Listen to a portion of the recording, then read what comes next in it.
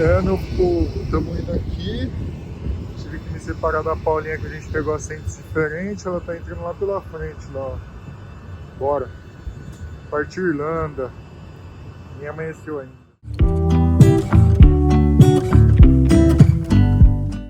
Fala, meu povo, que eu dou início ao vídeo da Irlanda. Estamos saindo aqui do hotel. Tá bem frio. Ó, a gente veio para uma região, parece que é mais alta, né, gata? E é bem frio aqui. Pois é, gente, é um aeroporto na França que fica a 2 horas de Paris. Então a gente pegou um trem, como se fosse um trem interestadual, mais ou menos. Não sei se expliquei certo. Depois disso a gente pegou um ônibus. Mentira, o ônibus não deu pra pegar porque o Navigou não passou. Aí a gente não tinha dinheiro em espécie, só cartão, e não passava cartão lá. Daí a gente teve que pedir um Uber, achamos uns brasileiros, dividimos.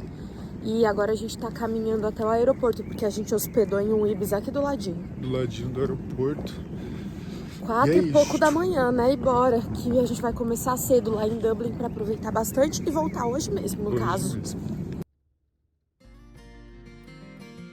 E ao desembarcar no aeroporto de Dublin, você tem várias maneiras de chegar ao centro da cidade. A forma mais barata seria através do Dublin Bus, que são os ônibus convencionais. Mas para isso você precisa ter moedas trocadas ou usar o cartão local, que seria o Lipcard. Com isso, você pagaria nas suas passagens de 2 euros a 2,60 euros. Não se esqueça, você precisa ter dinheiro trocado. Se for com notas ou cartão convencional, eles não vão aceitar.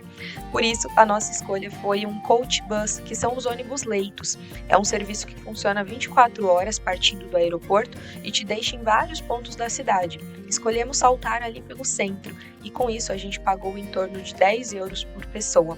E lembrando, se você comprasse o trajeto de ida e volta ao aeroporto de uma vez só, acabaria saindo mais barato, mas para nós valeu super a pena. E aí, meu povo, estamos aqui para mais um bate e volta, aproveitando a viagem de Paris.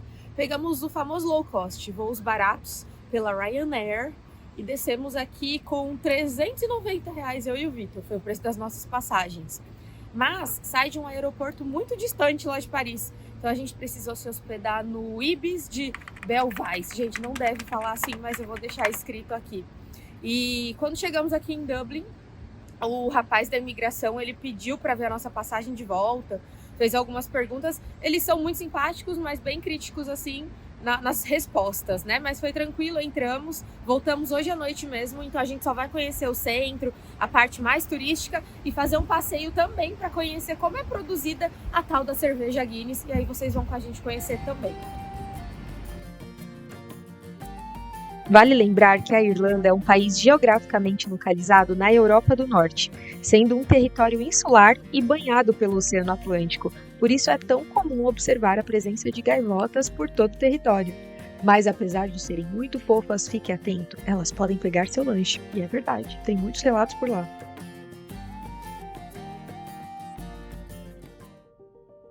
O grupo de esculturas faz referência a uma época terrível que foi a Grande Fome na Irlanda, quando a batata, que era o principal e praticamente a única fonte de alimentação e renda da população, foi devastada no território irlandês. O monumento pode ser visto às margens do rio Liffey, na região leste da cidade e a caminho da zona portuária. Pessoal, a gente está em frente aqui a um monumento que representa a Grande Fome, que foi um período que aconteceu aqui na Irlanda, que marcou, na verdade, a Irlanda. É um período aí de pelo menos 3 anos, marcado por muitas doenças e migrações em massa, que acabou dizimando parte da população. Então foram pelo menos 2 milhões de pessoas que partiram aí em decorrência de todos esses problemas. Então é comum que num raio aqui de 165 quilômetros, nessa mesma calçada que a gente esteja, a gente veja alguns sapatinhos como aqueles ali, que representam os 1.490 tenentes que foram enviados pelo exército canadense para ajudar a combater e a controlar toda a situação que estava acontecendo. E aquelas estátuas principalmente para mostrar o sofrimento e o estado em que as pessoas que passaram por essas dificuldades ficaram.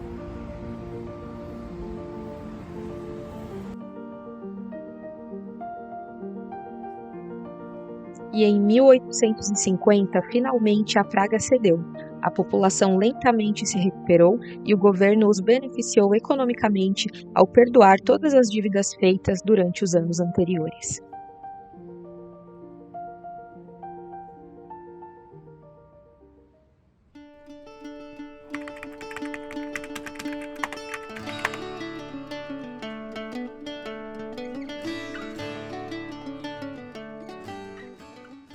Galera, a gente está aqui no Trinity College, que é uma universidade que foi fundada em 1592 pela Rainha Elizabeth I. A universidade foi criada para que a elite protestante da época pudesse estudar sem se misturar com os católicos. Essa discriminação religiosa durou pelo menos uns 200 anos. Depois desse período, eles puderam estudar aqui também. Funciona até hoje.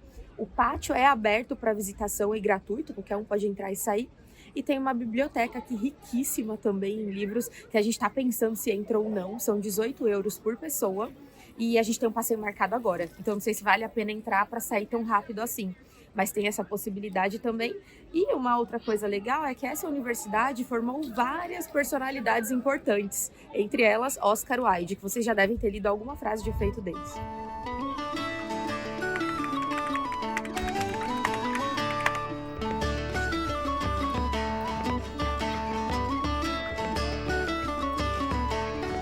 Que St. Patrick's é o padroeiro da Irlanda, todos nós já sabemos, não é mesmo? E por isso não podemos deixar de visitar a imponente Catedral de St. Patrick's, construída há mais de 800 anos e hoje um grande cartão postal aqui da Irlanda. Pessoal, a gente está aqui na Catedral de St. Patrick's.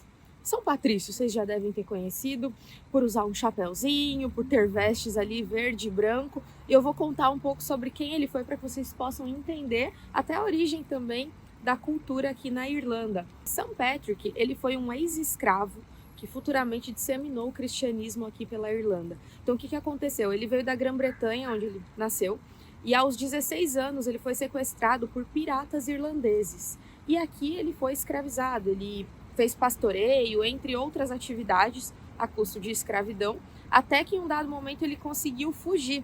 Mas ele tinha um chamado no coração de que ele precisava disseminar o cristianismo entre os povos daqui, que em sua maioria eram celtas naquele momento.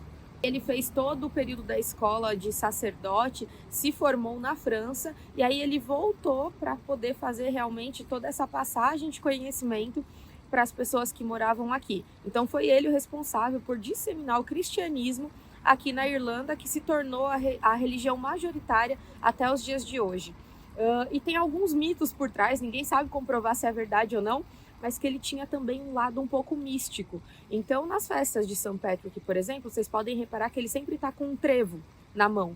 Esse trevo, basicamente, é o que ele usava para explicar para os celtas sobre a Santíssima Trindade. Então, ele fazia algumas correlações para fazer as pessoas entenderem a origem cristã. E foi assim que ele deixou essa cultura forte que vive até hoje por aqui.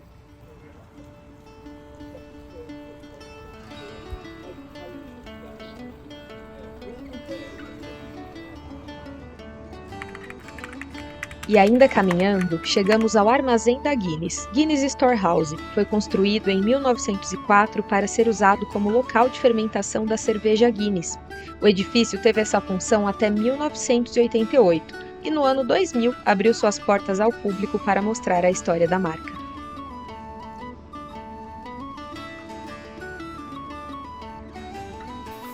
Meu povo, chegamos aqui na fábrica da Guinness, aqui da cervejaria em Dublin. Aqui é a entrada, no primeiro andar. Olha que legal, vou mostrar para vocês lá todos os andares. Bem legal. Tem a lojinha deles aqui também, souvenirs, camisetas, blusas, canecas.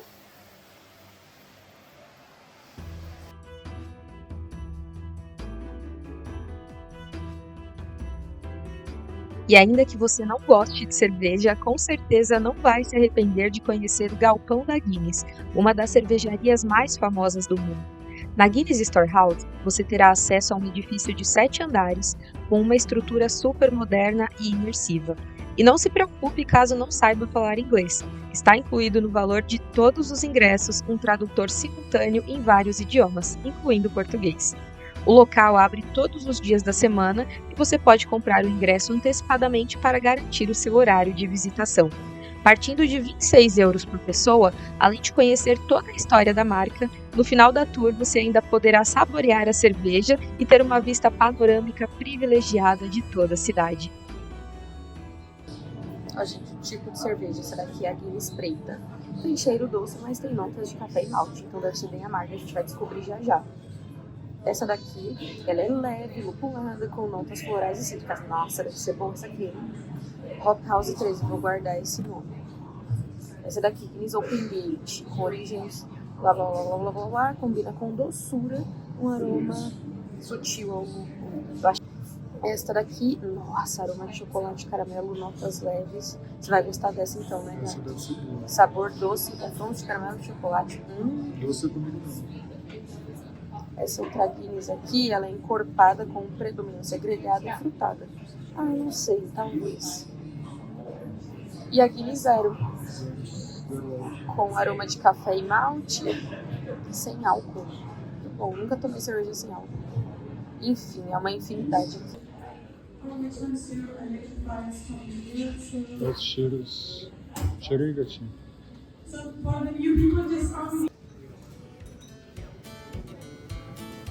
E depois de aprender um pouco mais sobre os processos, as etapas, os diferentes aromas, sobre a coloração original da Guinness, entre muitas outras curiosidades, aprendemos também como fazer o gesto mais correto antes de beber, que é o famoso brinde. Cheers, saúde, skål, entre tantas outras variações. E aí fomos para a etapa de servir o nosso próprio pint de Guinness. Afinal, tem uma angulação correta, todo um cheque ao redor do copo, e aí a gente vai provar se esse negócio ficou bom. Bora lá! Cheers. A gente que fez, tá?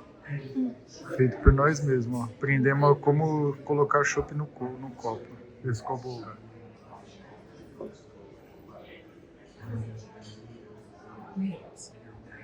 Delícia.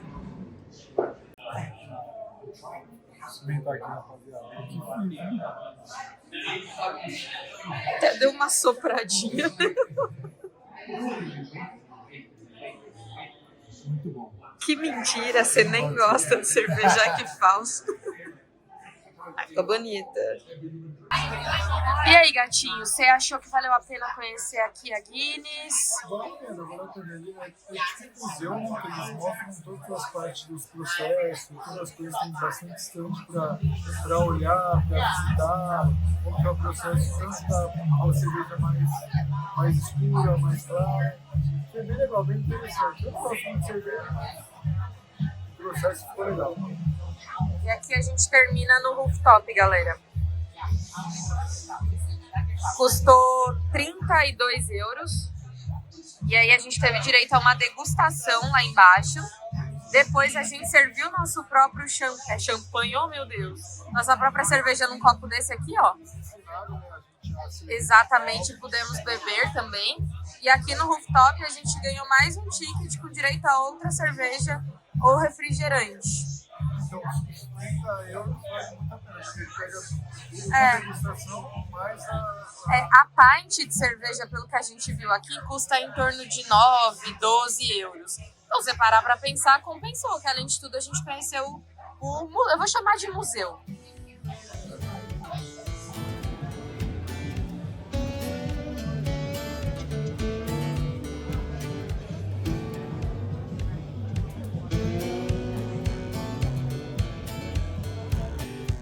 E apesar de não ser uma exclusividade da Irlanda, mas as portinhas coloridas chamam a atenção.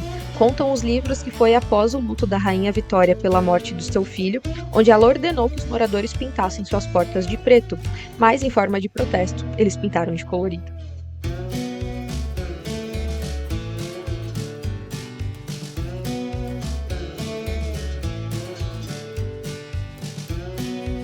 E ainda caminhando sem utilizarmos transportes públicos, chegamos ao Parque Merrion Square, que contém uma extensa coleção de esculturas, entre as quais convém destacar a do conhecido Oscar Wilde.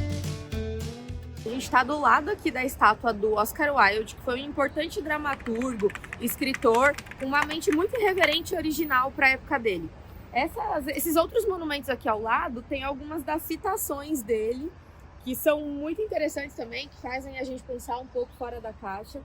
E esse monumento foi colocado aqui em 1997 e, conforme as próprias palavras, de forma que deixasse ele ser um fora da lei, que ele fosse visto de maneira diferente. Então acabou sendo muito famoso, o pessoal vem bastante visitar aqui por conta da história dele. Foi um irlandês importante que estudou também no Trinity College e deixou aqui a sua marca.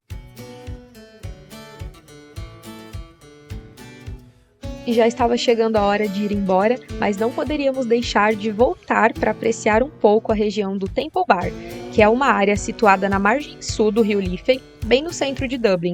E ao contrário das áreas ao redor, o Temple Bar ali preservou a planta bem medieval com muitas ruas estreitas e empedradas. E aí nessa região é onde a gente mais conseguiu encontrar bares, pubs com toda a cultura irlandesa. Já aqui no hotel, bora encerrar esse vídeo. Quero que o pessoal aí ajude a gente a engajar. Deixa um comentário, qualquer dúvida a gente responde aí nos comentários. Curte, se inscreva no canal e tamo junto. Amanhã tem Disney e bora!